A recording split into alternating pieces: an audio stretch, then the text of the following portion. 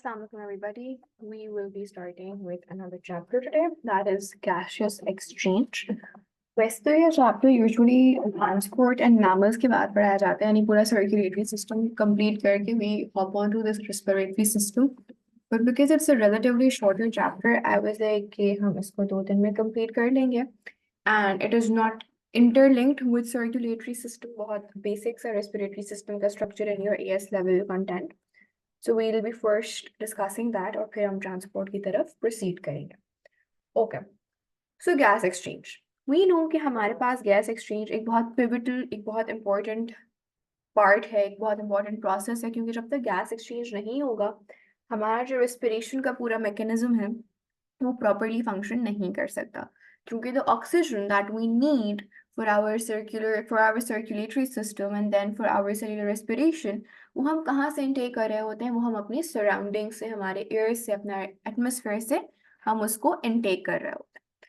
सो air का passage क्या होता है? हमारे पास respiration is basically the chemical process and the gas exchange system is basically the physical process. बहुत सारे लोग कंफ्यूज करते हैं कि हमारे पास जो हमारा ब्रीथिंग है, यानी जो हम इनटेक एंड एक्सपेल कर रहे होते हैं एयर को, वो हमारे पास रेस्पिरेशन होता है, विच इज रॉन्ग. रेस्पिरेशन एक cellular level chemical metabolic process है. तो जो केमिकल और मेटाबॉलिक प्रोसेस है वो पूरा आपका रेस्पिरेशन होता है, which you will study as a first topic in your A2. However gas exchange is the physical part. हम ब्रीथ इन कर रहे हैं एयर को और हम ब्रीथ आउट कर रहे हैं एयर को. जब हम ब्रीथ इन कर रहे होते हैं तब हमारे पास एयर कंटेंट डिफरेंट होता है. जब हम ब्रीथ आउट कर रहे होते हैं हमारे पास तब एयर का जो कॉम्पोजिशन या परसेंटेज होती है वो डिफरेंट होती है, और हम देखेंगे वो किस तरह से कॉम्पोजिशन वेरी करता है इनहेल्ड एयर का और एक्सहेल्ड एयर का. लेट्स फर्स्ट टॉक कि हमारे पास जो एयर जब हम इनटेक कर रहे होते हैं, when we are breathing in, what is the pathway which is being followed, यानी एयर कौन कौन से पार्ट्स ऑफ द बॉडी से गुजरते हुए फाइनली हमारे पास एल्वुलाई तक पहुंचती है. And alveoli is basically the main site of gas exchange. Alveoli basically बहुत सारी ब्लड कैपिलरीज से कवर्ड होता है, एक नेटवर्क ऑफ कैपिलरीज होती है जो कि एल्वुलाई को सराउंड कर रही होती है. एंड क्योंकि एल्वुलाई का बहुत छोटा डिफ्यूजन डिस्टेंस होता है, और अभी हम इन सब जो भी parts of the gas exchange system है हम इनके डायमीटर्स को देखकर अंडरस्टैंड करेंगे कि हमारे पास कैसे डायमीटर्स कम होते जा रहे हैं. सो डायमीटर कम हो रहा है तो इसका क्या मतलब है? इसका मतलब है हमारा डिफ्यूजन डिस्टेंस कम हो रहा है. जितना छोटा डिस्टेंस कवर करना होगा उतनी फास्टर हमारी डिफ्यूजन होगी. This is something that we studied in chapter number 4. Now हमारे पास alveoli is a site of gas exchange. हमारे पास एयर ना यहाँ पर नॉस्ट्रल्स के लेवल पर हमारे ब्लड का पार्ट बनती है या ब्लड एक्सचेंज करता है कार्बन डाइऑक्साइड ऑक्सीजन को. जो एक्सचेंज होता है वो प्राइमरीली एल्वुलाई में होता है, बट एल्वुलाई तक पहुंचने के लिए एक पाथवे है जो एयर ट्रैवल करती है. Let's look into that. तो सबसे पहले हम जो सांस लेते हैं वो हम कहाँ से लेते हैं? हम अपनी नाक से लेते हैं, राइट. हम अपने नॉस्ट्रल्स से लेते हैं, जो हमारी नोज की ओपनिंग्स होती है वहां से. नॉस्ट्रल से फिर जो हमारे पास हमारी एयर है वो हमारे पास नेजल कैविटी में जाती है. Nasal cavity is basically the entire internal tubing, the entire internal lining of your nose. आपकी नोज जो है वो एक पार्ट तक क्या है, उसमें हॉलो है, you know, it's a cavity, it's open, it's not completely closed by something. वो नेजल कैविटी में जाती है. फिर नेजल कैविटी से the air travels into pharynx. ठीक है, वो फेरिंग्स में जाती है. फेरिंग्स जो है ये हमारे पास एक कॉमन पाथवे है between the digestive system and the respiratory system. ठीक है, हमारे पास जो हवा का रास्ता है और जो खाने का रास्ता है वो कहाँ पर आकर इंटरसेक्ट हो रहा होता है, कहाँ पर आकर वो एक कॉमन प्लेस पर मिलता है, वो फेरिंग्स पे मिलता है. नाउ फेरिंग्स से हमारे पास एक ट्यूब है या एक पैसेज है जो कि कनेक्ट कर रहा है to the digestive gut. Basically जो डाइजेस्टिव ट्रैक्ट होता है उसको हम गट बुलाते हैं. हमारे पास जो फेरिंग्स है उससे 2 रास्ते जा रहे हैं. एक रास्ता टुवर्ड्स द ट्रैकिया है जो कि हमारी एयर ने ट्रैवल करना है, और एक रास्ता टुवर्ड्स आवर डाइजेस्टिव ट्रैक्ट या गट है. Now there is a very thin flap of muscle जिसको हम क्या बुलाते हैं? एपिग्लॉटस. जो एपिग्लॉटस होता है वो बेसिकली कवर किया हुआ होता है, हमारे पास यहाँ पर एग्जिस्ट कर रहा होता है. अब हमारे पास एपिग्लॉटस इज कवर्ड उसका जो फ्लैप होता है, for example let me draw it for you,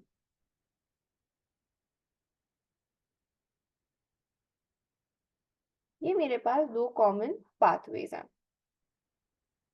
ठीक है। हमारे पास जो मेरा डाइजेस्टिव ट्रैक्ट होगा, जो मेरा वॉइस बॉक्स होगा, उसके ऊपर एक एपिग्लॉटिस की कवरिंग है।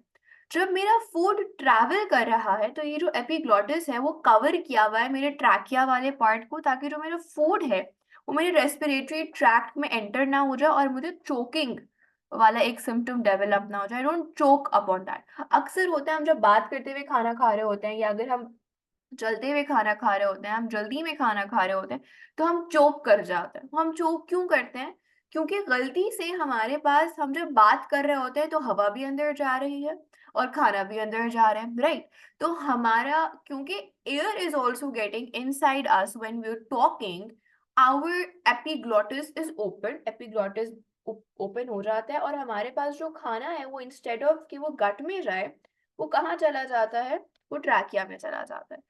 हमारे पास वो पूरी रेस्पिरेटरी सिस्टम में एक ऑब्स्ट्रक्शन कॉज ना करते, तो नेचुरली एक कफिंग हम करते हैं, कफिंग से फीलिंग आती है, और कफ से क्या होता है कि जो चीज अंदर गई है वो एक पुश से बाहर की तरफ आ जाए, ताकि हमारा जो खाना है वो हमारे राइट रेस्पिरेटरी ट्रैक्ट से वापस गट की तरफ चला जाए। सो एपिग्लॉटिस इज बेसिकली इंश्योरिंग कि हमारे पास जो गैस है वो रेस्पिरेटरी ट्रैक्ट में आए, और जो हमारे पास खाना है वो कहाँ पर जाए? हमारे गट में जाए। फिर हमारे पास larynx is the voice box. Now here is where the actual lungs का structure start होता है। ट्रैकिया से बेसिकली हमारे पास जो lungs हैं वो कनेक्ट होना शुरू करती हैं। So आओ, let's look at our structure. This is our trachea. Trachea आप नोटिस करोगे एक सिंगुलर ट्यूब है, ये हमारे पास ट्रैकिया, ठीक है। Now this trachea is branching into two parts. ये मेरे पास एक पाथवे था, एक ब्रिज था, एक कनेक्टिविटी रीजन था मेरे पास। अब जो ये ट्रैकिया है ये किस में डिवाइड हो गया? ये दो रस्तों में डिवाइड हो गया, दो लंग्स में एक एक ब्रोंकस जा रहा है। ब्रोंकस को हम प्लूरल में क्या बुलाते हैं? ब्रोंकाई बुलाते हैं, ठीक है। The trachea is splitting into two bronchi. This is your trachea. These are your two bronchus, जिनको हम प्लूरल में ब्रोंकाई बुलाते हैं। अब ये जो ब्रोंकाई है या जो ब्रोंकस है वो फर्दर ब्रांच कर रहा है, छोटी छोटी ब्रांचेस में बजा रहा है, राइट? इन छोटी ब्रांचेस को हम क्या बुलाते हैं? इन छोटी ब्रांचेस को हम बुलाते हैं ब्रोंक्यूल्स, ठीक है। And then these bronchioles are of different types. कुछ हमारे पास आप नोटिस करो, ये हमारे पास ब्रोंक्यूल्स की भी जो साइजेस हैं वो वेरी कर रहे हैं। ये एक हमारे पास सिंगल ब्रोंक्यूल की ब्रांच है, फिर ये ब्रोंक्यूल की पतली पतली बहुत सारी ब्रांचेस हैं। तो हमारे पास ब्रोंक्यूल्स में भी टाइप्स होते हैं। So let's understand these. हमारे पास ब्रोंकस से पहले हमारा जो एयर है वो गई लार्ज ब्रोंक्यूल्स में। लार्ज ब्रोंक्यूल्स कौन से हैं? ये जो सिंगल सिंगल बड़े बड़े ब्रोंक्यूल्स हैं, ये हमारे पास लार्ज ब्रोंक्यूल्स हैं। फिर हमारे पास लार्ज ब्रोंक्यूल्स से it is going towards the terminal bronchioles and then towards the respiratory bronchioles. हमारे जो ब्रोंक्यूल्स हैं ना, उनके एंड में आप देख रहे होगे इस तरह के सर्क्यूलर एंड्स हैं। ये सर्कुलर एंड्स जो है ना, इन एंड्स को हम क्या बुलाते हैं? हम इन सर्कुलर एंड्स को एल्व्यूलर सैक बुलाते हैं। अब बहुत सारे लोग जो है ना वो एल्व्यूलर सैक और एल्व्यूलाई में कंफ्यूज हो जाते हैं। नाउ लेट्स अंडरस्टैंड कि हमारे पास एल्व्यूलर सैक और एल्व्यूलाई में डिफरेंस क्या है। Look it over here. हमारे पास एक ग्रेप का जो एक वो होता है, बंच होता है। ग्रेप का बंच कुछ इस तरह से होता है, राइट? बहुत सारे ग्रेप्स हैं उसमें। This is how a bunch of a grape looks like, right? मेरे पास ग्रेप का एक बंच जो है वो मेरा क्या है? एल्व्यूलर सैक है, और इंडिविजुअल ग्रेप मेरे पास एक एल्व्यूलाई है। तो बेसिकली एल्व्यूलर सैक को आप ऐसे इमेजिन करो, इट इज अ बैग, और it is a what do you say, a packet which has lots of alveoli. तो मेरे पास एल्व्यूलाई ब्रोंक्यूल पे ऐसा नहीं है कि एक ब्रोंक्यूल पे बस एक एल्व्यूलाई लगा हुआ है, एक ब्रोंक्यूल पे एक एल्व्यूलाई लगा हुआ है, एक ब्रोंक्यूल पे एक एल्व्यूलाई लगा हुआ है। मेरे जो ब्रोंक्यूल्स के एंड्स हैं उन पे मेरे पास मल्टीपल बंच की फॉर्म में एल्व्यूलर सैक्स हैं, और उन एल्व्यूलर सैक को बहुत सारे उसमें एल्व्यूलाई हैं। क्योंकि अगर मेरे पास हर ब्रोंक्यूल पे एक एक एल्वुलाई होता ना, alveoli is the only place where the gas exchange can take place. Alveoli is called the gas exchange surface basically, ठीक है, उस सरफेस पर हमारे पास गैस एक्सचेंज हो रहा है। अगर मेरे पास एक एक एल्वुलाई होता है तो मेरे पास नंबर ऑफ एल्वुलाई ऑटोमेटिकली कम हो जाते हैं। अगर मेरे पास बंचेस लगे हुए हैं तो बंचेस का मतलब है कि एक ब्रोंक्यूल की एंड पर I am having lots of alveoli, तो एक तो कम स्पेस में ज्यादा एल्वुलाई अक्यूमुलेट हो रहे हैं। इससे फायदा क्या है, greater the number of alveoli greater is my diffusion rate, correct. So this is basically the entire passage that the air has to travel to reach at the surface of gas exchange, और surface of gas exchange क्या है, alveoli। अभी तक ये pathway में कोई confusion, anything that you guys want me to go over? Is it clear so far? Okay. Now, let's look at the diameters. हमारे पास trachea से ब्रांच हो रहा है ब्रोंकाई, ब्रोंकाई फिर फर्दर ब्रांच हो रहे हैं इनटू डिफरेंट ब्रोंक्यूल्स, और वो ब्रोंक्यूल्स इवेंचुअली एंड कर रहे हैं into alveolar sac, and then we have an alveoli, one single alveoli. Trachea, trachea का जो डायमीटर है या ट्रैकिया की जो थिकनेस है दैट इज 1.8 सेंटीमीटर। 1.8 सेंटीमीटर एक ऐसा मेजरमेंट है जो हम अपने एक नॉर्मल स्केल से कुछ हद तक मेजर कर सकते हैं। स्टील का जो बड़ा वाला स्केल होता है उससे हम इजीली 1.8 सेंटीमीटर मेजर कर सकते हैं। बहुत बड़ा नहीं होता 1.8 सेंटीमीटर, 1.8 सेंटीमीटर हमारे शायद नेल के साइज से भी छोटा होगा, but it is still a centimetre value, ठीक है। फिर ये जो ट्रैकिया है इट इज ब्रांचिंग और it is breaking into what, it is breaking into bronchus और यू कैन से ब्रोंकाई। ये 1.2 सेंटीमीटर इन डायमीटर है, हमारा डायमीटर थोड़ा सा छोटा हो रहा है। ब्रोंकाई से when we travel towards the bronchioles हम नोटिस करते हैं कि ब्रोंक्यूल्स का जो डायमीटर है वो 1 मिलीमीटर हो रहा है। फिर टर्मिनल हमारे पास जो रिस्पिरेटरी ब्रोंक्यूल्स है बेसिकली वो वाले ब्रोंक्यूल्स है जो कनेक्टेड हैं एल्वुलाई से डायरेक्टली। यू सी हमारे पास ये वाले ब्रोंक्यूल्स जो हैं they are ending into what, into alveoli. ये वाली ब्रांचेस हमारे पास एल्वुलाई में एंड कर रही है, राइट। ये हमारे पास रेस्पिरेटरी ब्रोंक्यूल्स होते हैं जो कि इवेंचुअली एंड कहाँ पर कर रहे हैं, इनटू द एल्वुलर डक्ट और द एल्वुलर सैक। अब इनका जो डायमीटर है it is further less than the previous diameter जो कि क्या है 0.5 मिलीमीटर। अब आ जाओ एल्वुलर डक्ट पे। एल्वुलर डक्ट बेसिकली हमारे पास, अब इस रीजन को कह लो कि ये जो एल्वुलर वो जो डक्ट जो कि पूरे एक सैक को होल्ड कर रही है वो आपके पास क्या है, वो आपके पास एल्वुलर duct है। A duct which is opening into an alveolar sac is basically an alveolar duct. तो हमारे पास जो ये alveolar duct है इसका जो डायमीटर है वो माइक्रोमीटर्स में हो गया। It's 400 micrometres in diameter. ये अप्रोक्सीमेट वैल्यूज हैं जो कि एवरेज निकाल के डिफरेंट डिफरेंट एनाटॉमिकल क्या कहते हैं फाइंडिंग्स से एवरेज वैल्यूज या अप्रोक्सीमेट वैल्यूज हैं सारे स्ट्रक्चर्स। अब एल्वुलर डक्ट से भी छोटा साइज है किसका, एल्वुलाई का, it is 250 micrometers in diameter. We started with a trachea which was 1.8 centimeter in diameter and we ended at an alveoli which is 250 micrometers in diameter. Micrometer एक बहुत छोटा value होता है। माइक्रोमीटर के बाद फिर हमारे पास नैनोमीटर बचता है या पिकोमीटर बचता है। Micrometre is a very small value, right. हमारे पास एल्वुलाई का जो डिस्टेंस है, एल्वुलाई का जो डायमीटर है वो इतना छोटा है और हमारे पास गैस को बस इतने ही डायमीटर से क्रॉस करके अपने आप को एक्सचेंज करना होता है, गैस एक्सचेंज करना होता है। तो हमारे पास alveoli need to be small with a large surface area. Large surface area कैसे है, लार्ज सरफेस एरिया ऐसे है कि हमारे पास एक छोटी सी जगह पर इतने सारे एल्वुलाई स्पेस ऑक्यूपाई कर रहा है। तो ये एक लार्ज सरफेस एरिया हुआ कि एक सरफेस पे हमारे पास इतना ज्यादा एरिया ये एल्वुलाई कवर कर रहे हैं। लार्ज सरफेस एरिया होता है तो हमारे पास डिफ्यूजन का रेट ज्यादा होता है। स्मॉल डिफ्यूजन डिस्टेंस तो हमारे पास डिफ्यूजन का रेट ज्यादा होता है। तो हमारे पास जो ये गैस एक्सचेंज सिस्टम है ये इस तरह से बिल्ड किया गया है that our diffusion is very efficient and fast.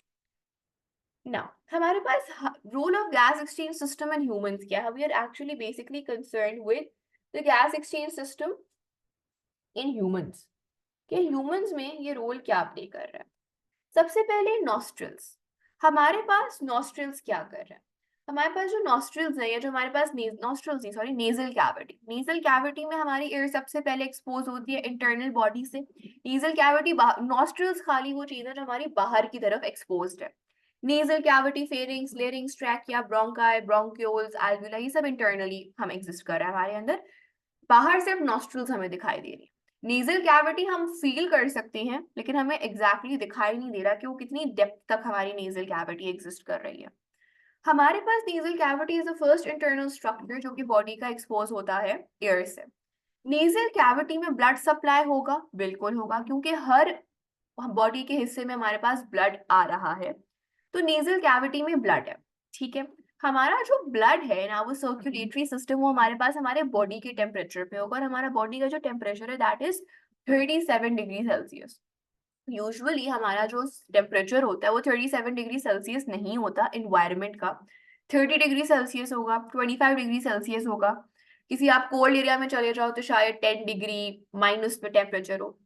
हमारे पास जब एयर सराउंडिंग से हम इनटेक कर रहे होंगे तो जो एयर का टेम्परेचर होगा वो सराउंडिंग वाला होगा, वो रूम टेम्परेचर का होगा, राइट। अब एयर हमारी नेजल कैविटी में आ गई है। नेजल कैविटी में एक ब्लड सप्लाई है, ठीक है। Blood is coming through our blood vessels.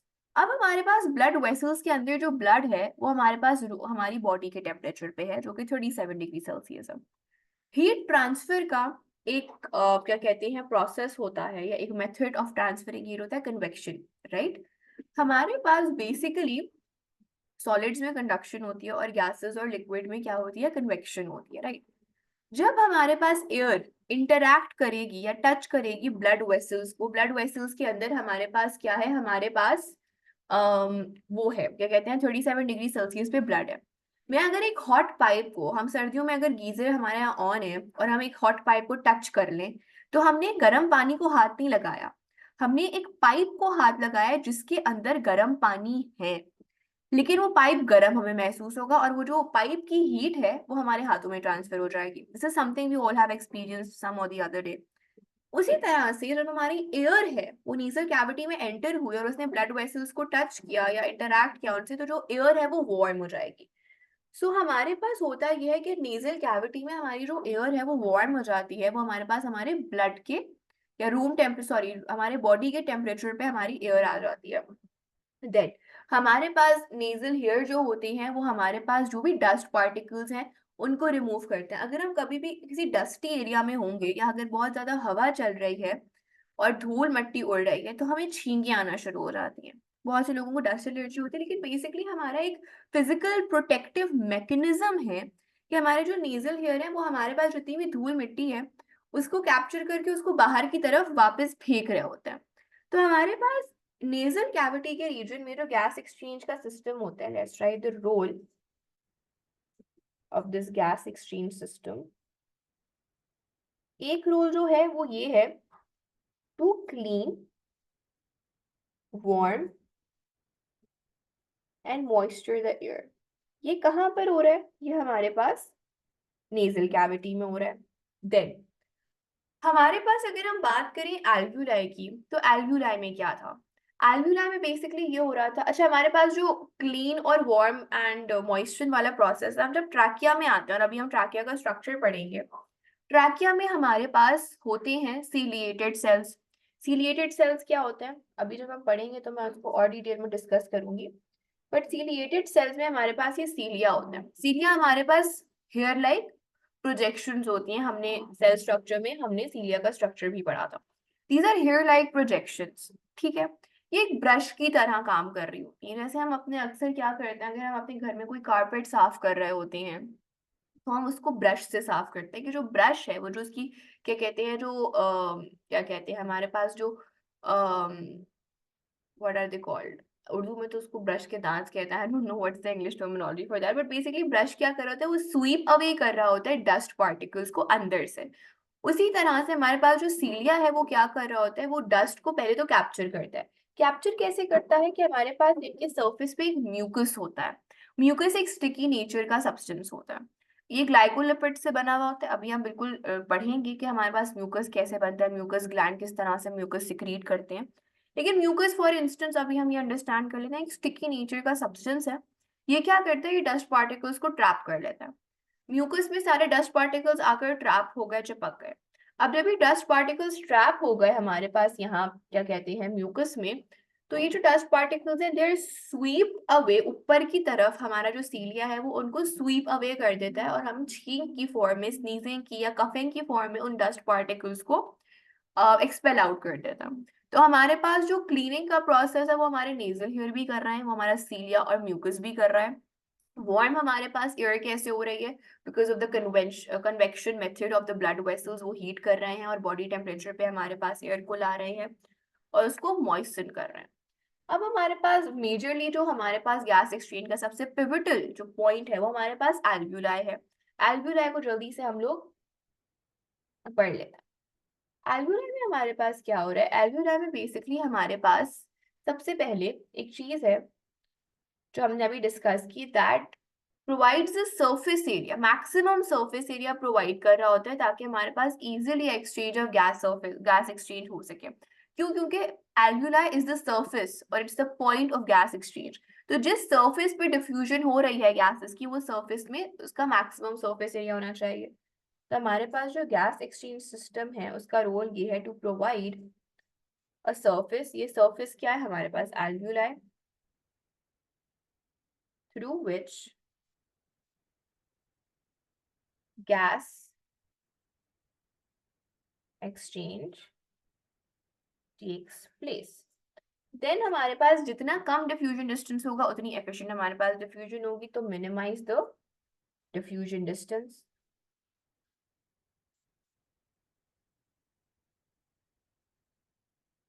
Then हमारे पास, अभी मैंने आप लोगों को बताया था कि जो हमारे पास एल्व्यूलाई है, it is basically covered with a network of capillaries. हमारे पास एल्व्यूलाई के इर्द गिर्द बहुत सारी कैपिलरीज होती है। बेसिकली यहाँ पर ड्रॉ नहीं हुई थी, but let me just draw them for you.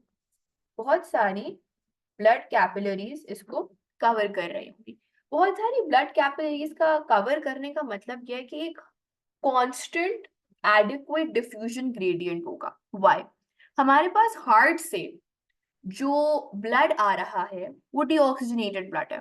Pulmonary artery जो ब्लड ला रही है हार्ट से to the lungs, it is deoxygenated, it has less oxygen, right.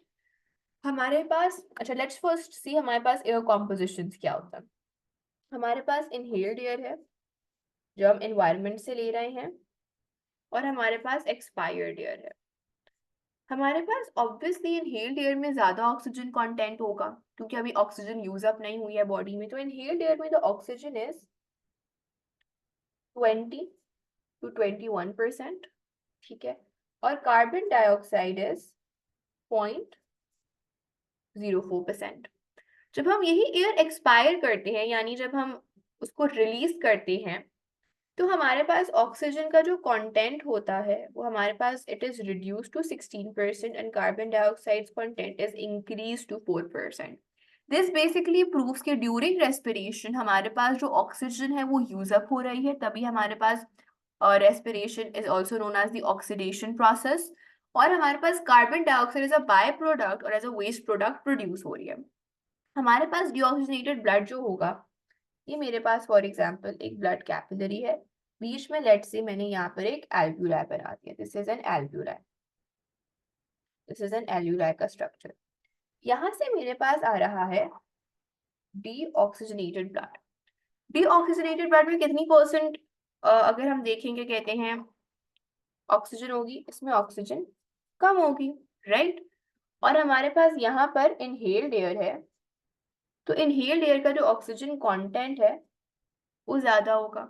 Similarly मेरे पास अगर वो है क्या कहते हैं, अगर हम बात करें कार्बन डाइऑक्साइड की, डीऑक्सीजनेटेड ब्लड का जो कार्बन डाइऑक्साइड कंटेंट है वो ज्यादा होगा क्योंकि कार्बन डाइऑक्साइड प्रोड्यूस हुई है। यहाँ पर मेरा ऑक्सीजन जो है वो ज्यादा है, कार्बन डाइऑक्साइड मेरा कम है, करेक्ट। डिफ्यूजन क्या है? Diffusion is the movement of a substance from a higher concentration gradient to a lower concentration gradient, right? So my carbon dioxide is higher in my blood, deoxygenated blood. It would travel towards, or it would diffuse into the alveoli. And in the alveoli, my oxygen content is greater. So higher oxygen content, so the oxygen would diffuse into the blood vessel. Now हमारे पास ये हो गया क्या, ये हमारे पास oxygenated blood हो गया जिसमें ऑक्सीजन का कंटेंट ज्यादा है और कार्बन डाइऑक्साइड का कंटेंट कम है. नाउ अगर हमारे पास alveoli is constantly surrounded with blood vessels, हमारे पास एक कॉन्स्टेंट एडिक्वेट डिफ्यूजन ग्रेडियंट होगा, कॉन्सेंट्रेशन ग्रेडियंट होगा. डिफ्यूजन के लिए कॉन्सेंट्रेशन ग्रेडियंट का होना ऑब्वियसली जरूरी है. जितना ज्यादा कॉन्सेंट्रेशन ग्रेडियंट, जितना एडिक्वेट डिफ्यूजन ग्रेडियंट होगा, उतना ऑप्टिमल हमारे पास डिफ्यूजन होगा.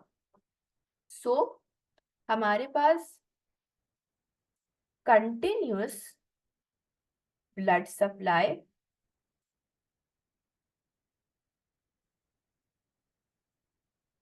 Network, no they maximize basically. हमारे पास हमारे पास जो नेटवर्क ऑफ कैपिलरीज होता है ना, वो हमारे पास ग्रेडियंट को मेंटेन कर रहा होता है. हमारे पास जो कैपिलरीज होती हैं, because we have not studied हमारे पास ट्रांसपोर्ट ऑफ मेमोरी वाला प्रोसेस टॉपिक, तो हमारे पास जो कैपिलरीज हैं they are one cell thick. सिर्फ एक सेल थिक होती है, उनकी जो लेयर होती है उसमें सिर्फ एक एक सेल की होती है. For example they are literally like this, they're just made up of one single layer of cell. उनमें बहुत सारी लेयरिंग नहीं होती, उनमें बहुत सारे डिफरेंट सेल्स नहीं पाए जाते, वो प्रॉपर एक टिश्यू फॉर्मुलेट नहीं कर रहे, देयर वेरी थिन. आपकी आंख की कैपिलरी अगर आप ऑब्जर्व कर सको, वो बहुत पतली होती है, देयर वेरी स्मॉल. तो हमारे पास एल्व्यूलाई को आर्टरी सराउंड नहीं कर रही, एल्व्यूलाई को वेन सराउंड नहीं कर रही. आर्टरी और वेन्स रिलेटिवली बड़ी होती हैं साइजेस में, they are made up of different layers. हम उन लेयर्स को इंशाल्लाह डिस्कस करेंगे जब हम नेक्स्ट चैप्टर ट्रांसपोर्ट का कर रहे होंगे. हमारे पास capillaries are the thinnest basically blood vessels. तो इसीलिए आर्टरीज और वेन्स नहीं सराउंड कर रही होती, कैपिलरीज सराउंड कर रही होती हैं. Why? Because again they are one cell thick. तो उन्होंने डिफ्यूजन डिस्टेंस को क्या कर दिया है, मिनिमाइज कर दिया, जिसकी वजह से हमारे पास मैक्सिमाइज हो जाती है डिफ्यूजन. तो हमारे पास डिफ्यूजन डिस्टेंस का हम जब बात कर रहे होते हैं तो हम यूजुअली विद रिस्पेक्ट टू बात कर रहे होते हैं एल्व्यूलाई. लेकिन नेटवर्क ऑफ कैपिलरीज हमारे पास इंक्रीज क्योंकि नहीं कर रही होती है diffusion distance, so it is correct to say that the network of capillaries are minimising your diffusion distance. क्योंकि अगर इनकी जगह पर आर्टरी और वेन होता तो हमारे पास डिफ्यूजन डिस्टेंस इंक्रीज हो जाता. ठीक है. So you can explain the diffusion distance both ways, alveoli के through भी और capillaries के through भी. सही है? Okay. So continuous blood supply and alveolar ventilation. अच्छा. I'm writing this statement and I want you guys, if you could explain to me what it actually means or what sense it is making to you, that the constant blood supply and alveolar ventilation maintains adequate diffusion gradient for gas exchange. What do you think this statement means? Or if anybody can explain me this. Basically हमारे पास continuous blood supply की वजह से हमारे पास ये वाला आ रहा है, तो कहते हैं we are getting this, the deoxygenated blood with a lower oxygen content and the carbon dioxide. हमारे पास खाली blood supply आ रहा हो, ब्लड सप्लाई आ रहा हो, लेकिन सामने हमारे पास there is no difference in the concentration of the gases. तो क्या हमारे पास डिफ्यूजन टेक प्लेस करेगी? नहीं. डिफ्यूजन ग्रेडियंट एक तो हमारे पास ब्लड की वजह से है, ठीक है, और दूसरा एल्व्यूलर वेंटिलेशन. एल्व्यूलर वेंटिलेशन का मतलब है कि constant air supply to the alveoli.